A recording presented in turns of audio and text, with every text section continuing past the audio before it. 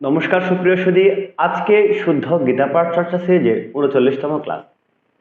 আজকে আমরা শিখব শ্রীমদ্ ভগবদ গীতার প্রথম অধ্যায়ের ৩৯ নম্বর শ্লোকটি। আপনারা যদি এই ভিডিওটি ফেসবুক থেকে দেখে থাকেন তবে অবশ্যই উক্ত পেজটি ফলো করবেন। যদি ইউটিউব থেকে দেখে থাকেন তবে অবশ্যই উক্ত চ্যানেলটি সাবস্ক্রাইব করবেন। চলুন উক্ত শ্লোকটির অক্ষর বিশ্লেষণের দ্বারা বিশুদ্ধ উচ্চারণ সম্পর্কে অবগত হই।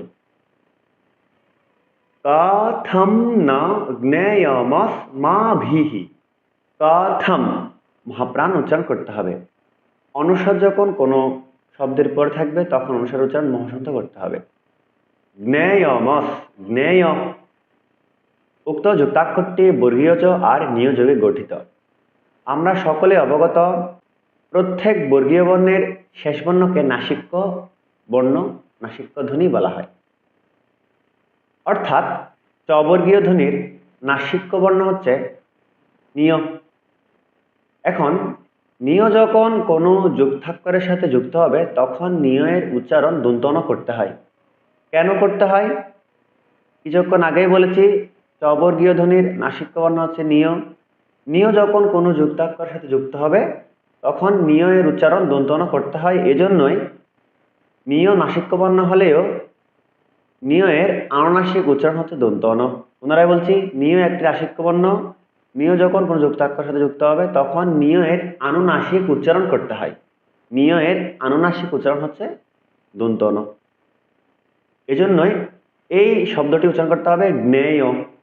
যেমন জ্ঞান, বিজ্ঞান। আশা করছি আপনারা বুঝতে পেরেছেন। যদি না বুঝে থাকেন তবে উক্ত পেজে, উক্ত চ্যানেলে এই যুক্তাক্ষরকে নিয়ে বিশদ আলোচনা রয়েছে।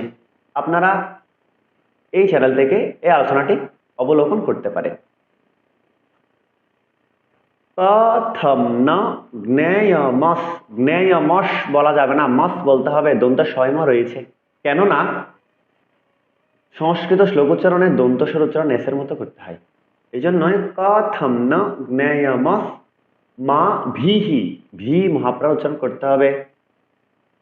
হি কেন হলো? ছন্দের গঠন অনুসারে অনুষ্ঠুপ ছন্দ হলে বিসর্গ যদি ৮ অক্ষর শ্লোকের শেষে বা লাইনের শেষে থাকে তবে বিসর্গের উচ্চারণ হ করতে হয়, এবং বিসর্গের পূর্বের ব্যঞ্জনের সাথে যদি কোনো শর্ট চিহ্ন বা কাট চিহ্ন ব্যবহৃত হয় তবে সেই শর্ট চিহ্ন বা কাট চিহ্নের উচ্চারণকেও বিসর্গের সাথে জুড়ে উচ্চারণ করতে হয়।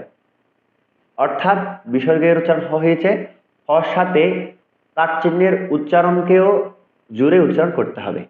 এজন্যই কথম ন জ্ঞেয়মস মা ভিহি। সুপ্রিয় সুধী, হয়তো আমার আলোচনা বিশদ হচ্ছে, আপনারা ধৈর্য সহকারে দেখলে শত দ্বারাই বিকশিত হতে পারবে। পরের অংশে যাচ্ছি। পাপা দশমান নিবর্তিতুম। পাপা দশমান, দশমান বলা যাবে না, দশমান বলতে হবে। দন্তস্ব ক্যাসের মতো উচ্চারণ করতে হবে। পাপা দশমান নিবর্তিতুম।